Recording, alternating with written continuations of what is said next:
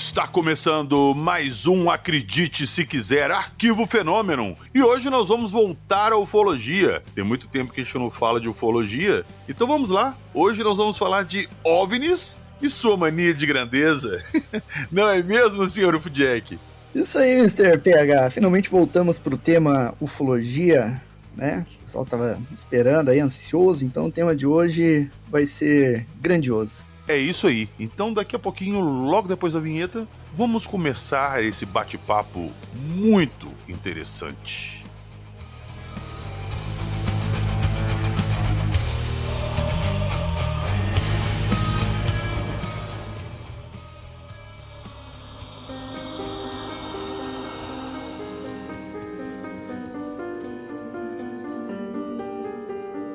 Avistamentos inexplicáveis, Independence Day, aerovias, bases submarinas, seres extraterrestres.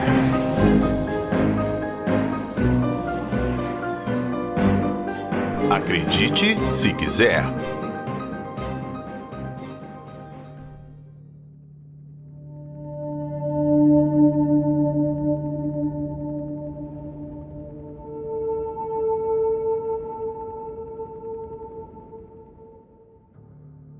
Antes de começarmos o nosso episódio de hoje, eu vou só dar um pequeno esclarecimento para o pessoal que está escutando a gente, porque muita gente veio perguntar o que aconteceu. Eu estou me referindo a uma publicação que a gente fez no Instagram esse último final de semana sobre a quebra de vínculo ali com a revista UFO. A gente já sabia há um tempo que a UFO seria vendida. A gente não sabia até então quem seria o comprador e se a venda já tinha sido efetuada. Mas no último final de semana, no domingo de manhã, o senhor Ufjack chegou ali com a notícia pra gente que a Dáquila Pesquisas, o pessoal ali do ET Bilu, tinha comprado a UFO. Lembrando que a Dáquila sempre foi um antagonista ali pro Gevaer e pra UFO. Eles nunca se deram bem, sempre estiveram envolvidos em brigas, disputas na justiça, enfim. E diante desse novo cenário, dessa nova direção da UFO, achamos melhor nos desligarmos. Eles têm um histórico muito complicado ali, as coisas que eles divulgam. Eles soltaram um documentário sobre Terra Convexa, a história de Ratanabá, o próprio ET Bilu. Então, eu não sei o rumo que a revista UFO vai tomar a partir de agora, nós não sabemos, mas eu não quis arriscar por causa do currículo da Dáquila. Então nós preferimos desligar, e não foi uma decisão só nossa, né, Jackson? Muita gente ali envolvida com a UFO resolveu se desligar também e abandonar a parada e seguir em frente. Então a explicação para vocês é essa, do porquê a gente saiu da UFO. Não é mesmo, senhor Ufjack? É isso mesmo, PH. Qualquer pessoa informada, com raciocínio crítico, raciocínio lógico, sabe que Dáquila não tem nada de sólido, de verdadeiro, e que ali é cheio de falcatruas e um monte de invenções ali, como já foi provado, né? Quem deseja se enganar, beleza, vai lá para Dáquila, não tem problema, tem todo o direito de ser enganado lá. Mas eu me reservo o direito de não me envolver com esse lado podre que se relaciona com a ufologia aí. Então eu estou desligado definitivamente da revista UFO. É uma pena, porque eu acompanho a revista UFO desde o início e tive grandes momentos ali com a revista UFO. Infelizmente, a revista UFO agora, a gente sabe que morreu, porque sendo adquirido por quem foi, com as motivações que foram, a gente sabe que a revista UFO vai ser destruída agora, né? É uma pena. Enfim, não há mais o que falar sobre isso. Sim, e novamente, eu gosto muito de sempre falar isso, porque eu não tenho rabo preso com ninguém, eu não devo nada pra ninguém. E eu gostaria só de mandar um recado, eu não vou fazer julgamentos aqui, eu estou falando da minha opinião pessoal, tá? Eu não sei o que aconteceu ali pra isso se tornar realidade, mas eu vou mandar um recado pro Daniel, filho de Gevaer. Eu gostaria de dar os parabéns por ter chutado seu pai no túmulo e ter jogado todo esse legado que ele construiu na lixeira. Eu não sei o que você pensou quando você vendeu a revista pro grupo Dáquila, mas você tá de parabéns. Seu pai deve estar se remoendo lá na sepultura. Me desculpa, mas é a minha opinião. Bom, vamos lá, vamos falar de coisas agradáveis agora, de repente nem tão agradáveis.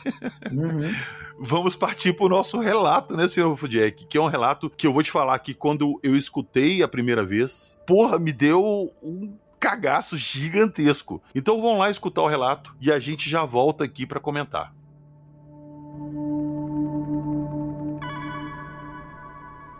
Já ouviu falar de estigmata e possessões demoníacas? Ruídos estranhos perturbam você no meio da noite? Luzes estranhas no céu já te causaram lapso temporal? Você tem sensações de medo em seu porão ou sótão? Visitas ou mensagens de pessoas que já morreram é algo da sua rotina? Você ou alguém de sua família já viu monstros, espectros ou fantasmas? Se a resposta for sim, não perca mais tempo. Mande o seu relato para acredite se quiser podcast@gmail.com. Estamos prontos a acreditar em você.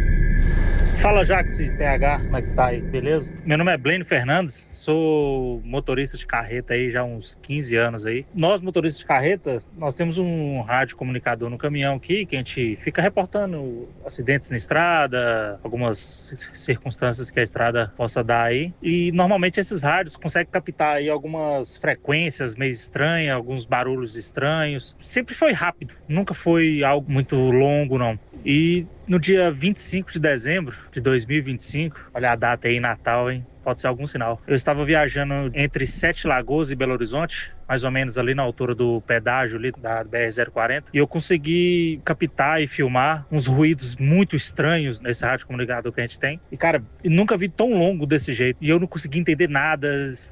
Algumas falas estranhas, alguns sinais estranhos, e gostaria aí que vocês também compartilhassem dessa experiência aí. E eu queria também entender o que poderia ser isso. Vou encaminhar aí o áudio do relato.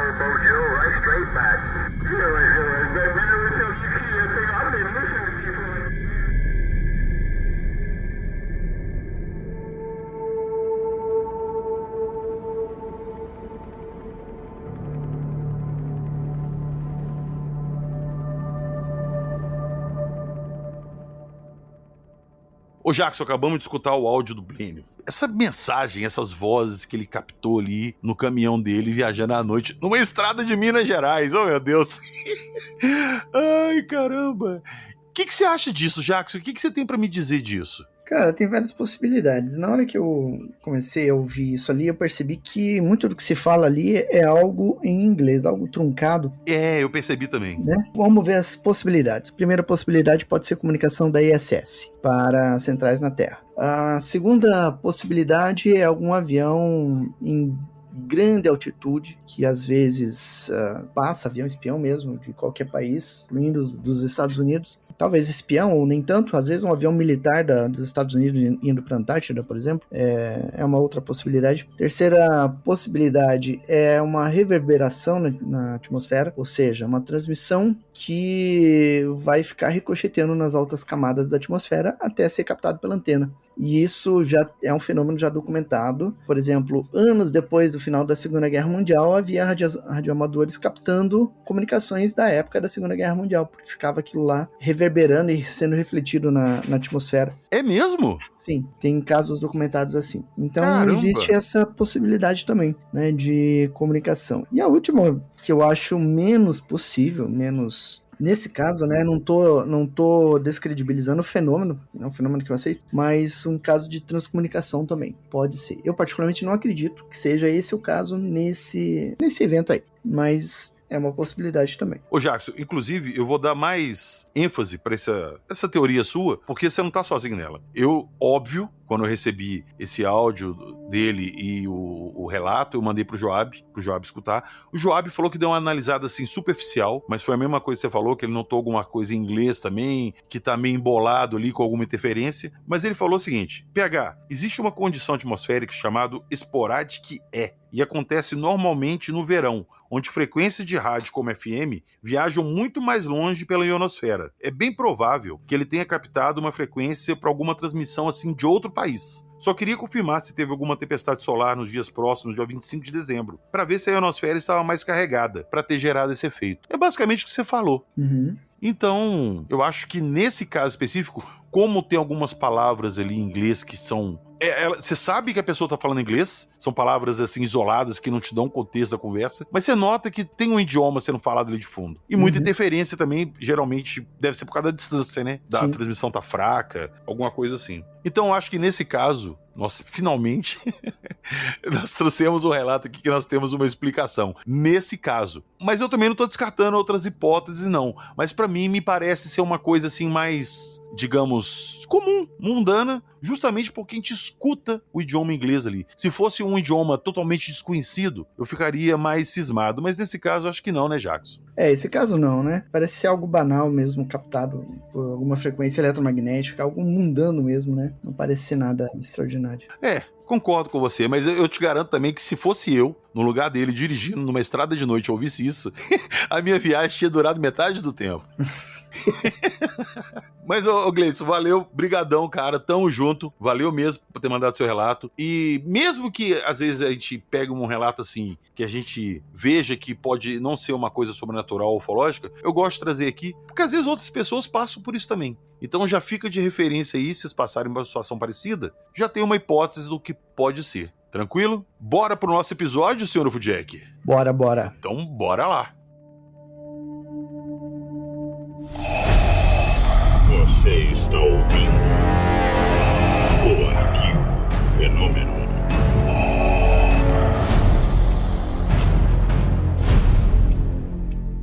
Senhor Ufudjek, quando nós começamos aqui a montar esse episódio, você sugeriu esse tema e me passou esse título: OVNIs e sua mania de grandeza. Eu, pra ser bem sincero, eu não sei do que se trata. Você agora deu pra bolar as coisas e não me avisar, deixar para a hora da gravação. Então vamos lá, mais uma surpresa. O que é isso? Por que esse título, OVNIs e sua mania de grandeza? Muito bem.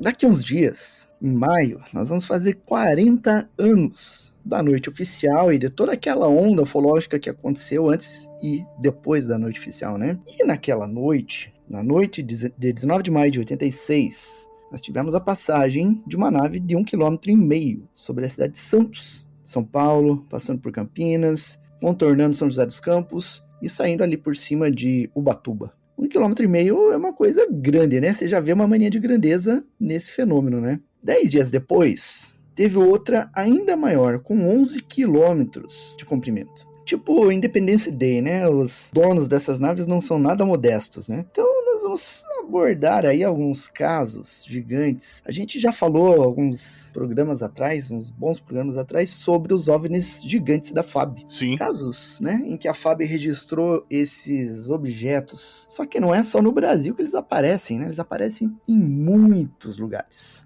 Só dando uma passadinha rápida sobre esses casos que ocorreram no Brasil, a gente falou do caso Haroldo Westendorf, que tinha uma nave do tamanho de um estádio de futebol, com 50 metros de altura, de onde saíram 3 discos voadores, e foi visto por um piloto que rodeou esse objeto de forma de pirâmide, né, um objeto piramidal, sobrevoando a Lagoa dos Patos, no Rio Grande do Sul. Esse caso é famoso, hein, Jackson? A gente não falou dele, não. Não falou? A gente só citou ele no episódio, né? Sim. Então é um caso realmente muito interessante, e eu encontrei referências ao mesmo tipo de objeto em outro caso. Só que eu acabei não separando aqui essa referência para vocês, mas eu estou trazendo outros casos aí que a gente vai comentar.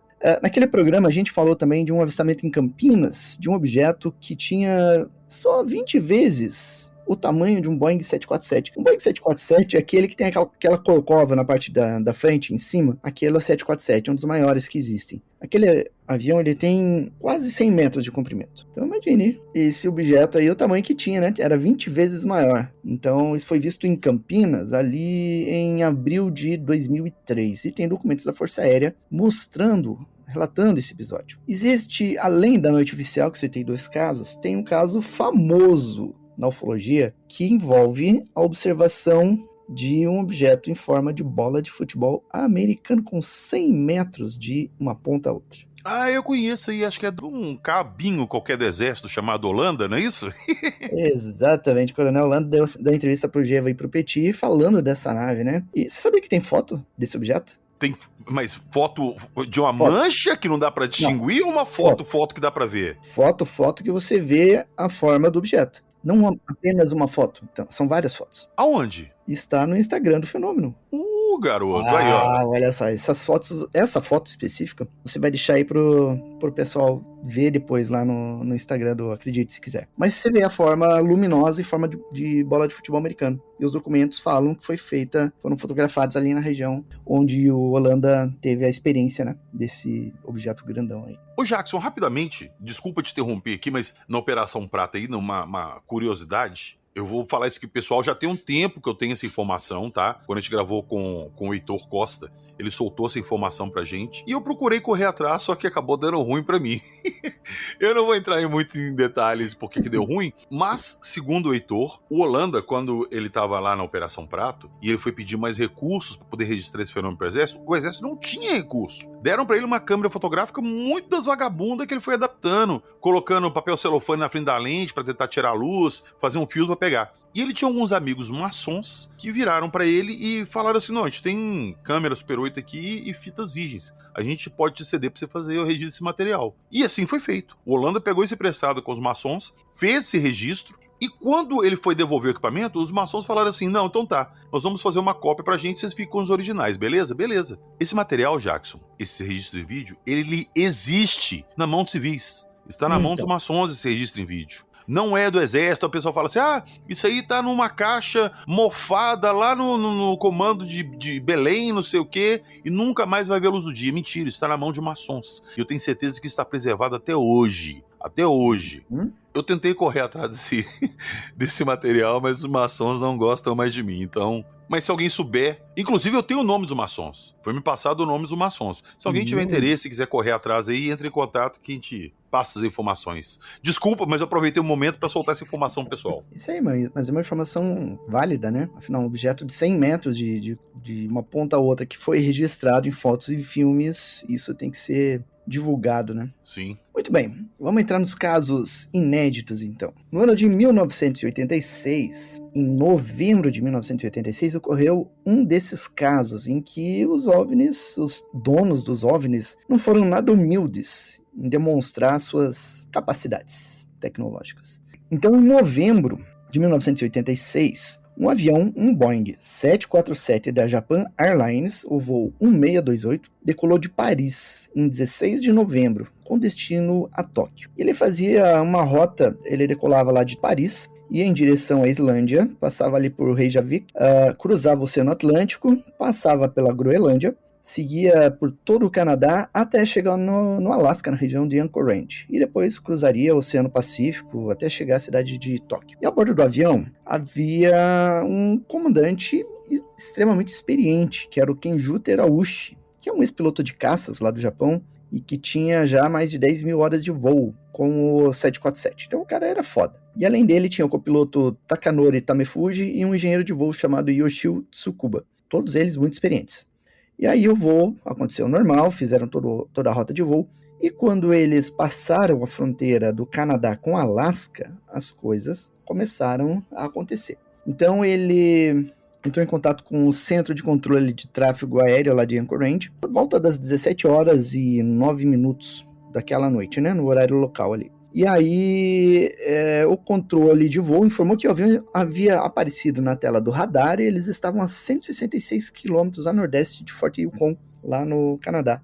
No Alasca, naquela região ali. E aí o piloto fez uma manobra que estava prevista, né, 15 graus para a esquerda, para ir para a cidade de Talkeetna, e ele estava em torno de 10.600 metros de altura, voando a 965 km por hora. Estava na velocidade máxima, altitude máxima, e aí, nesse momento, quando ele concluiu a manobra, ele observou luzes de origem desconhecida, que ele não sabia o que era, que estava voando a uns 2.000 pés abaixo do avião, 30 graus à esquerda, né? E aí, assim que ele viu aquilo, vendo aquela luz que estava ali uns 600 metros abaixo do avião, 30 graus à esquerda, ele começou a observar. Ele percebeu que era uma luz clara, intensa, com uma tonalidade âmbar, e pensou, puxa, é um jato militar dos Estados Unidos, né? Porque tem uma base aérea ali chamada Eielson. Na área de Eielson, né, tem uma base chamada Emmeldorf. E ali eles fazem treinamentos ali com uma certa frequência. Só que aquelas luzes estavam num padrão diferente, elas não estavam semelhantes ao que ele conhecia dos aviões ali da região. E aí ele chamou o controle e perguntou, né, se havia algum outro tráfego ali na região. Algum avião, alguma coisa assim. E o centro lá de Anchorage informou que não havia outras aeronaves na região. E aí ele falou, não, nós estamos vendo luzes, assim assado, elas estão se movendo em tal local e tudo. E eles tentaram identificar, a princípio, o que era esses objetos, né? Porque eles se movimentavam de uma forma diferente, mas não sabia o que era. E o piloto, o Tamefuji, ele tinha uma bolsa que ele colocava na parte traseira da cabine ali de comando, e ele tinha uma câmera. E aí ele pegou a câmera e começou a fazer umas fotografias disso. Opa, essas fotos existem? Estão disponíveis? Em algum lugar existe, né?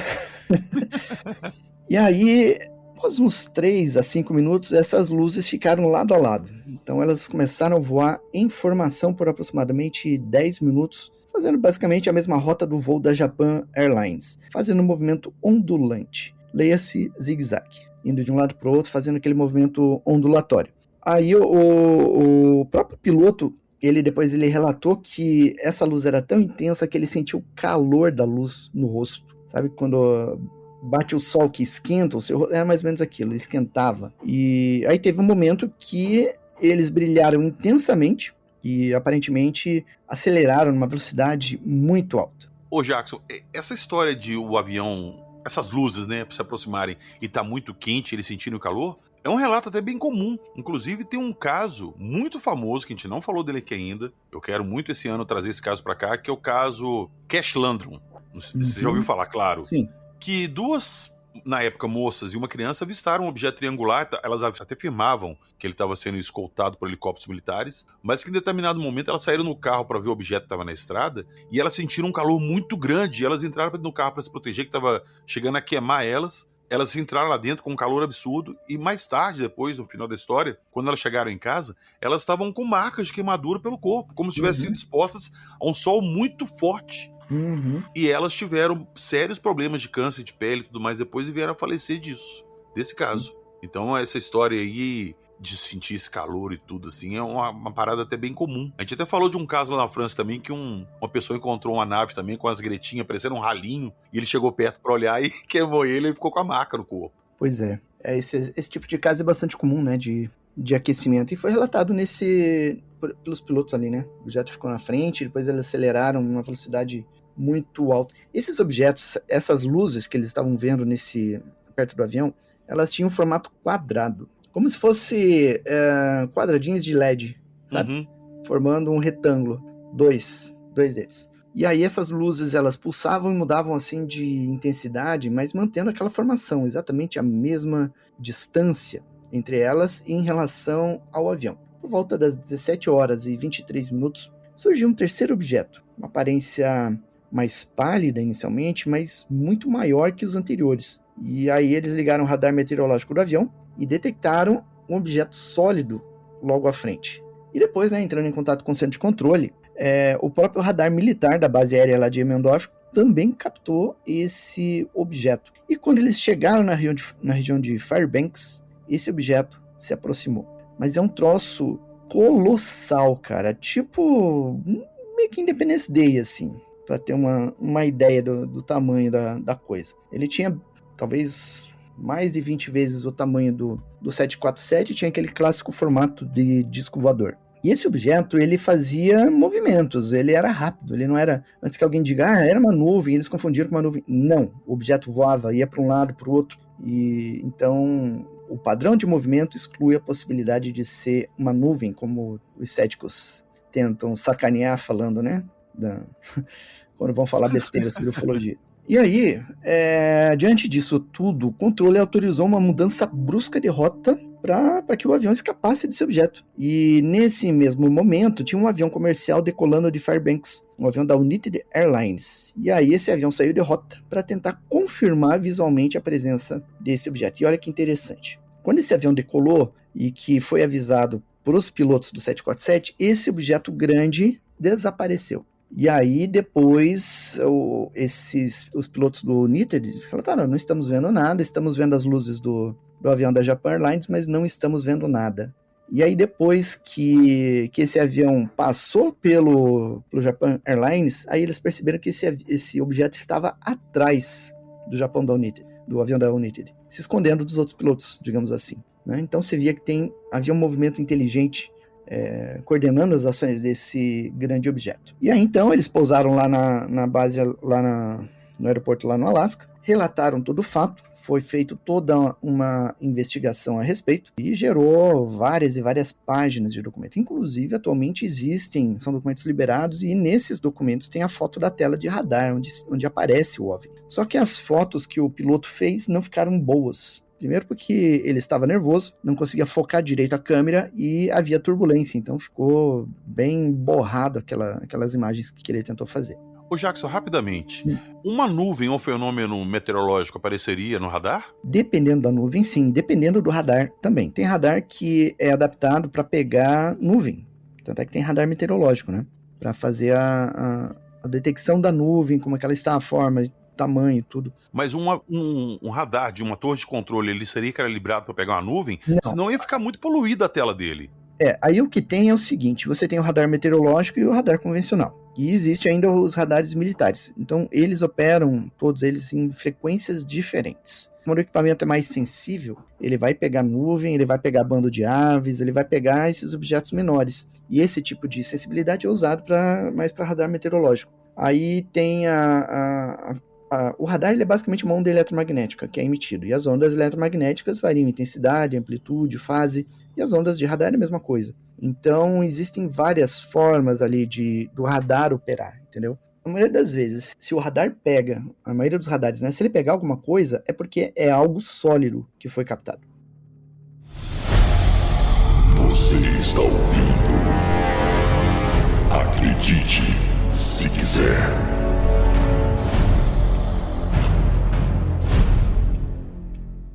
E aí, curioso que daí ocorreu toda uma investigação da Agência Federal de Aviação dos Estados Unidos em cima desse incidente, e chegou um ponto que os militares, o pessoal do Pentágono, chegou lá e recolheu todo o material, toda a documentação, tudo que eles tinham conseguido e levaram embora, né? E aí foi ordenado o sigilo e tudo para que a história fosse, digamos assim, enterrada. E é curioso que o piloto também, né? O piloto da Japan Airlines, ele sofreu algumas punições, ele deixou de voar e tudo, e ficou fazendo trabalho administrativo da empresa ali por alguns anos, em função do relato que ele fez, né?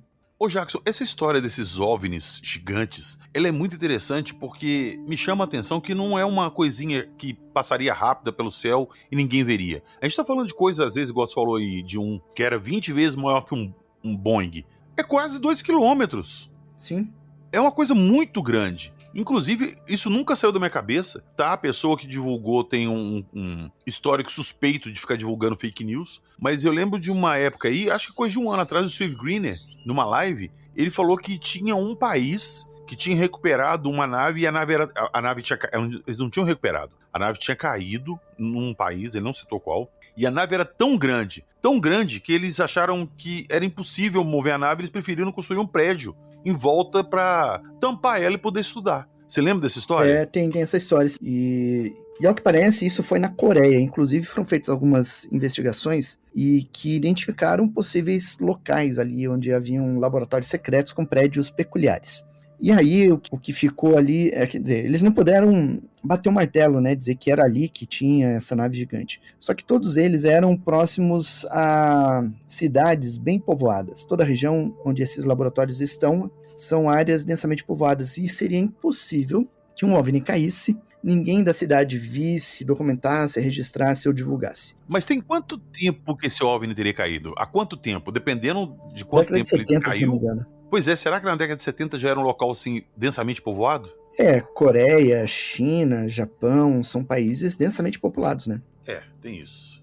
No caso, Coreia do Sul, né? E todos ali ficam em área muito próxima à cidade. É a mesma coisa, digamos assim, virem falar que um OVNI grande, imenso, caiu na Serra do Curral, de frente para BH, e que foi construído um prédio em volta para esconder esse objeto. Alguém teria visto o documentário divulgado. Sim, com certeza. Muito bem. Um outro caso bem interessante que a gente pode comentar, envolvendo essa mania de grandeza desses objetos, ocorreu em 11 de março de 79, na região da barragem de Ieza, na Espanha. Um capitão chamado Carlos Garcia Bermúdez e o primeiro oficial Antônio Pérez Fernandes, eles realizavam o voo 174 da Aviaco Airlines, que decolou de Bilbao para Barcelona. Então eles estavam fazendo voando normalmente, o seu plano de voo, e quando eles estavam ali a cerca de 40 quilômetros a leste da cidade de Pamplona, o comandante Carlos Garcia Bermúdez viu uma massa escura, que inicialmente ele pensou que era uma nuvem. Só que à medida que o tempo passava e o avião se aproximava, ele viu que era algo com cor chumbo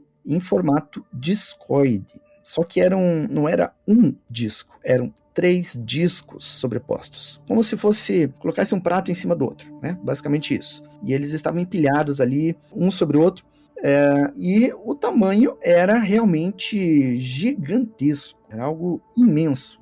O próprio piloto, o Carlos Garcia Bermúdez, ele relatou assim: a cerca de 25 milhas a leste de Pamplona, avistei uma massa escura. Antônio e eu nos olhamos, mas ninguém soube dizer. Era uma nuvem?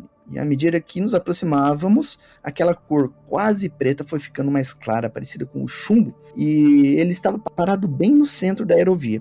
A aerovia é o caminho que os aviões costumam fazer entre um ponto e outro. Se você olhar para cima na sua cidade, o local onde sempre passa um avião em grande altitude, ali é uma aerovia. E esse objeto ele estava bem no caminho da aerovia, dos aviões onde eles passam. E acima dessa represa, ele estava imóvel, estava parado, e a sombra dele se projetava nas águas da represa. O Carlos Bermúdez, ele ligou o radar meteorológico, mas a tela do avião não detectou nada. Não havia retorno. Esse objeto estava à frente do avião, o radar ativo, e não aparecia nada no radar. O avião estava voando ali a uns 670 km por hora, e eles passaram por cima desse objeto. E o tempo que eles levaram para passar esse objeto, eles conseguiram calcular o tamanho dele. Ele tinha em torno de 3 km de diâmetro. Era um objeto totalmente simétrico e com as formas muito nítidas. Pouco depois, ali por volta das 17 horas, um outro piloto de outro avião, um piloto chamado Martin Sedó, e o primeiro oficial Pedro Pérez, eles voavam de Pamplona para Barcelona, eles também observaram o objeto. E eles, a princípio, também pensaram que era uma nuvem lenticular, mas quando se aproximaram, perceberam que era algo realmente estranho. E aí eles entraram em contato com o centro de controle, lá de Madrid, e o centro disse que não tinha nada no radar. Nem no radar meteorológico, nem no radar de tráfego aéreo, não aparecia nada. E aí, então, ele passou as informações para o controle de tráfego aéreo e solicitou uma autorização para fazer uma manobra em 360 graus, rodeando o objeto. E ele foi autorizado. Então, o piloto circundou esse objeto. Ele fez uma manobra em espiral, subindo ao redor desse objeto, que teria ali em torno de 600 metros de altura. 3.700 de diâmetro e 600 de altura.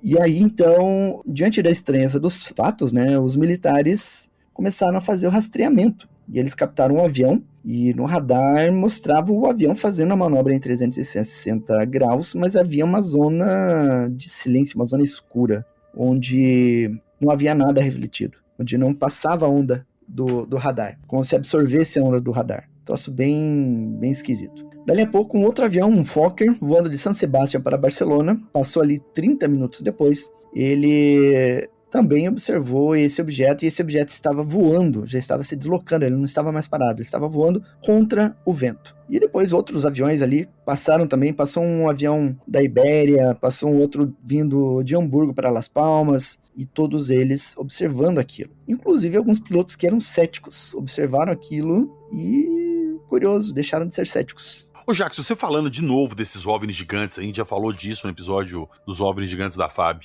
Eu acho meio impossível a Marinha Aeronáutica não ter um registro disso. É impossível um objeto desse tamanho aparecer aí e eles não terem ciência da existência dos objetos. É impossível. Igual você sempre fala, você sempre bate nessa tecla. Cadê a documentação disso? Pois é, cara, existe muita informação que as autoridades não revelam. Esses casos, PH, eles estão no meu livro novo, Os Cenários de Contato, que está saindo agora, né? Vai ser lançado agora no mês de março. E uma coisa que eu mostro, tanto nesse livro quanto em outros trabalhos, inclusive sobre a noite oficial, é que no Brasil o monitoramento aéreo não é só a cargo da Força Aérea. O Exército faz monitoramento aéreo porque eles têm esquadrão de defesa aérea, então eles precisam monitorar o céu também, e a Marinha também faz monitoramento aéreo, então eles têm registros. E como eu cansei de mostrar em várias situações, a Força Aérea ela sempre fala, tudo que nós temos sobre OVNIs nós entregamos lá no Arquivo Nacional, está tudo público, e eu digo aqui para vocês que isso é uma grande mentira.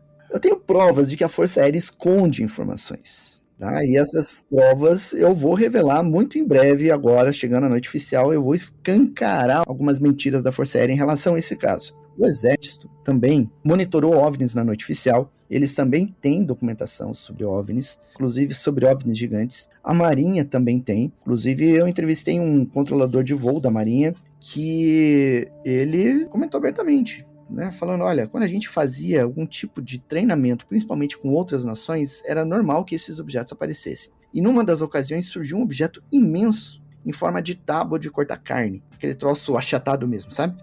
E que ficou parado lá por longo tempo, eles fizeram fotos, fizeram filmagens, fizeram todos os registros, pegaram as imagens de radar, tudo, fizeram um dossiê e mandaram para o Estado-Maior da Armada, como eles sempre fazem quando aparecem OVNIs em alto mar. Ou sobre bases, né? Então a Marinha tem documentação sim, embora eles digam que não, embora publicamente, né, eles falem isso, mas a gente sabe que sim, eles têm documentação oficial sobre OVNIs e que não tem interesse de revelar essas documentações. Ô, Jackson, e outra coisa também, eu não aceito falar que eles não fizeram isso porque, putz, isso não cabe. Eles nunca mandaram um caça de reconhecimento ali, interceptar esse objeto, tirar foto. Cara, a gente tá falando de um objeto de 2 km voando sobre o espaço aéreo brasileiro. Eles não vão mandar nada lá pra ver o que é? Eu duvido. Uhum. Claro Eles que sempre mandam. Pode não ter um registro oficial, mas que foi enviado, claro, óbvio que foi. Na verdade, tudo isso é registrado, PH. Sempre que tem essas missões, eles registram isso. Só que eles não têm interesse em divulgar. Porque, veja, existem informações sobre aviões que decolam numa base e acabam pousando na outra base e o piloto nem sabe como que ele chegou naquela base, como que ele pousou. E isso envolvido com fenômenos ufológicos. Tem piloto que já fez registro, piloto da Força Aérea, que já fez registro em foto e filmagem de OVNIs. Como que a Força Aérea vai revelar um troço desse? Como é que ela vai divulgar isso aí? Olha aqui, ó, nosso piloto de caça andou filmando OVNIs quando ele estava em missão no espaço aéreo brasileiro. Vai ter gente que vai criticar um monte, né? Já critica por motivo besta. O que eles puderem criticar, eles vão criticar. Então, de certa forma, eu não tiro a razão dos militares em esconder essas informações. E aqui outra coisa também, eu acho que essas paradas, esses OVNIs gigantes, eles estão aqui há muito tempo, igual nós especulamos, eles chegaram, sei lá, de alguma outra dimensão, de um outro planeta, algum outro lugar, e estabeleceram uma base aqui. Essa própria nave deles é uma base móvel. Porque, vamos parar pra pensar, Jackson, se a gente tá aqui e um objeto desse de 2 quilômetros sai do mar para ir pro espaço, com a rede de monitoramento de satélites que a gente tem hoje, como que isso não ia ser captado? Até mesmo por civis com o telescópio. Então, para mim, não faz muito sentido falar que isso vai e volta pelo espaço ali, não. Para mim, eles estão aqui dentro já tem muito tempo. Essa movimentação toda que a gente vê de OVNIs e tudo, coisas menores, podem ser saídas daí, desses objetos gigantes, como se fosse uma base, igual eu falei, e eles estão aqui. Eles não saem para fora do espaço exterior, sacou, da atmosfera. Agora, por que eles estão aqui esse tempo todo fazendo o quê e o que eles querem, que até hoje eles não se mostraram? Pois é, pela lógica seria mais logisticamente, né, seria mais interessante mesmo eles manterem uma base móvel, escondida, camuflada no oceano, do que ficar indo e vindo, né, de outras estrelas pra cá, né. Novamente, mais questionamento. Eu adoro a ufologia por causa disso, a gente pode perguntar tudo e nunca ter resposta. Né? Por que eles estão aqui e não foram embora? Será que o local que eles vieram não existe mais? Para pensar, uma nave gigantesca dessa sendo uma base de pesquisa aqui esse tempo todo. Ou eles estão mandando dados pro local de origem esse tempo todo, ou esse local de origem não existe mais. e eles agora vivem aqui dessa forma deles, meio que ocultos. Isso é uma hipótese interessante, PH, de que eles estejam habitando aqui porque já não tem um mundo de origem, digamos assim. Mas, há quanto tempo o homem faz manejo de animais? Ah, meu amigo. Acho que o homem pré-histórico já criava alguns animais ali. Já criava alguns animais. O lobo foi domesticado na pré-história, né? Sim. Que é os cães que a gente tem atualmente, descendem de lobos da antiguidade. Mas a gente sabe tudo sobre os cães? Não. A gente sabe tudo sobre os lobos? Não. Sobre os bois, vacas, ovelhas? Também não. Então, pensa a nível planetário. Acho que mesmo uma super nação, um super povo desenvolvido, levaria muito tempo para entender e aprender tudo que for possível, né? Porque, Jackson, isso não me tira da cabeça. Tá, eles vieram... Vamos trabalhar com essa hipótese, tá? Eles vieram de um lugar que não existe mais. Porque isso é natural. Ah, PH, você tá viajando. Não, um dia, vai demorar milhões, bilhões de anos, vai. Mas um dia o nosso Sol, me corrijam agora os astrônomos que estiverem escutando, o Sol vai expandir, vai encolher, virar uma supernova e tal, mas vai destruir nosso universo. Vai acabar. Se o ser humano não sair da Terra e procurar um outro local, a raça humana se extingue. Uhum. Se a gente chegou num outro planeta, a gente vai viver lá escondido o resto da vida, não vai tentar conquistar o planeta, tentar transformar aquilo na nossa nova casa? É isso que eu fico perguntando. Será que está sendo planejado alguma coisa? Será que eles estão se preparando para assumir de vez o planeta para eles? Porque para mim não faz muito sentido, cara, eles viverem escondidos aqui. Se eles quisessem, eles já tinham feito isso. Já tinham assumido. Não acho que eles queiram tomar o planeta da gente, não. Porque, putz, a cada dia que passa, a humanidade está mais forte, mais equipada, com armas mais letais. Se eles quisessem dominar, eles teriam feito isso já há bastante tempo, quando não havia tecnologia, ou quando a gente só tinha flecha para se defender. Então eu não acho que seja esse o caso não, hein? E também tem uma hipótese, né, Jackson? Pelo menos pra mim, eu pensei nisso aqui agora, que de repente eles sabem que se eles tentarem alguma coisa pra tomar o planeta, de repente a gente pode retaliar, e a nossa retaliação acabar com o planeta de forma que não fique habitável nem pra gente nem pra eles, com bomba nuclear, esse tipo de coisa. Pois é.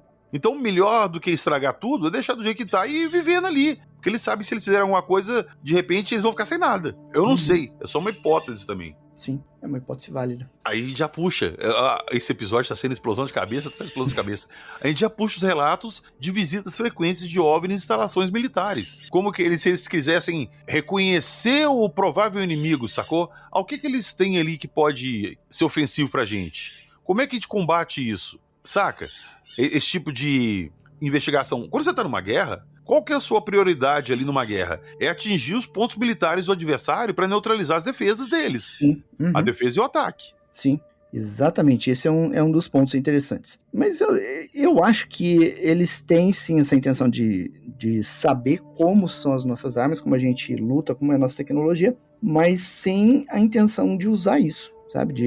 De querer realmente neutralizar as nossas capacidades. Seria tipo uma coisa, se fosse necessário, eles saberiam como lidar? Sim, isso. E eles já demonstraram isso para as autoridades. Isso já foi demonstrado para todos os países, para todos os governos, incluindo o brasileiro. Cara, isso é uma coisa que me faz pensar muito, eu fico questionando isso, o porquê. Cara, você vê, eles... Beleza, eles podem estar usufruindo dos recursos do planeta, ou viver na vida deles, da forma deles que a gente acha muito diferente e não considera aquilo como, sei lá, viver.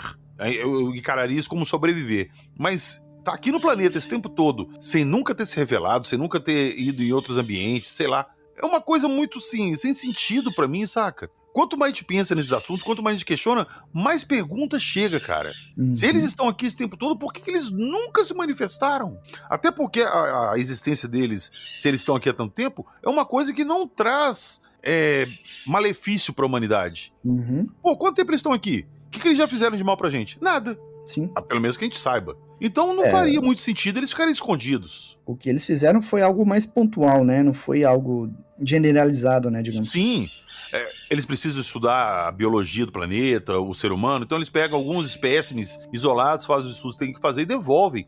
Não se manifestam publicamente ou fazem, sei lá, um extermínio geral aqui pra assumir. Uhum. Então o meu ponto é esse. Se eles estão aqui esse tempo todo e eles podem ter essa convivência pacífica, por que não se mostrar? Por que não se revelar? O que tem por trás disso? O que impede isso? Você está ouvindo... Acredite, se quiser.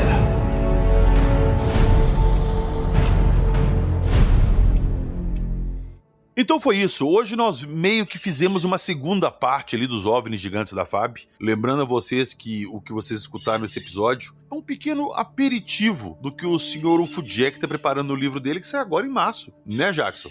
Então, avisa o pessoal aí quando que sai direitinho, já tá em pré-venda, o pessoal pode fazer alguma reserva pelo Catarse. Como é que tá o esquema desse livro seu? Olha, o livro vai ser vendido pela Amazon para qualquer lugar do mundo, hein? Você pode comprar em qualquer lugar aí onde você more. Eles entregam aí na sua casa, tá? A gente vai divulgar certinho os links e tudo agora nas próximas semanas. E então acompanha as nossas redes, né? No Facebook, Instagram, no canal, a gente sempre vai estar comentando sobre o livro, que tá espetacular, cara. Isso eu posso garantir, tá muito bom. Ah, imagino.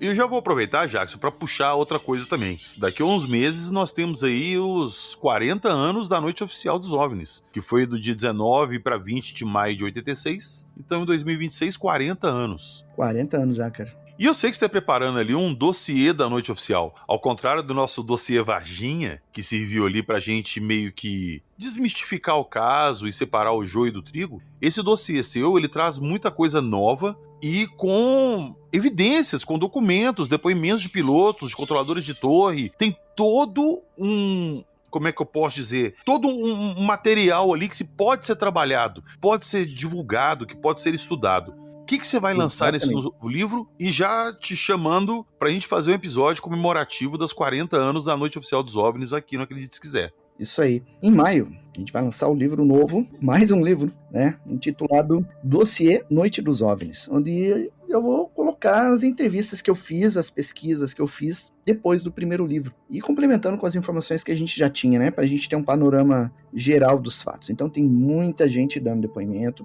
relatando o que viu. Temos depoimentos de militares de Exército e Marinha, informações do Exército e Marinha, incluindo ali, e algumas reconstituições interessantes, né? Algumas informações que eu não vou contar agora, vou contar só quando chegar a Noite Oficial mesmo, a época da Noite Oficial, porque tem umas bombas aí nesse dossiê que a gente vai revelar aí pra população. E, Jackson, só um pequeno lembrete, né? Que os militares que você vai trazer os depoimentos aí, não tem gente de voz mudada, de cara borrada, é tudo preto no branco, o nome de quem tá dando depoimento. Sim. No caso de entrevista, a pessoa mostrando a cara, não tem nada omisso nessa história, né? Nós vamos tratar isso com transparência. Sim, os militares, alguns deles ainda pedem o sigilo no nome, nesse caso eu respeitei, tá? Agora, se eu tenho autorização para divulgar um nome, eu vou divulgar o nome, e tá lá, tá o nome de vários militares lá, nesse dossiê, digamos assim. Então tá, então aguardem que o dossiê da Noite Oficial vai chegar em breve.